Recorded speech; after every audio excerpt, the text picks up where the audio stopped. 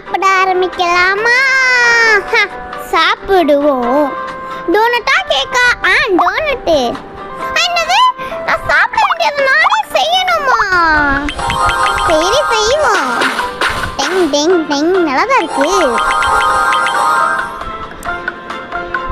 கசு பண்ண வந்துட்டு மணி மணி.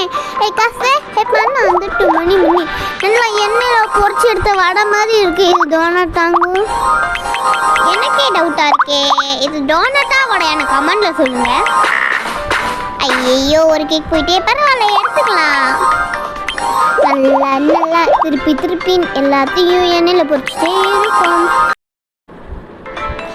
என்னதா இது? இதுக்குள்ள போனா ஆயிட்டு. எனக்கு ஃபிங்கர்னா ரொம்ப பிடிக்கும். என்னாலும் கலரே மாத்தல.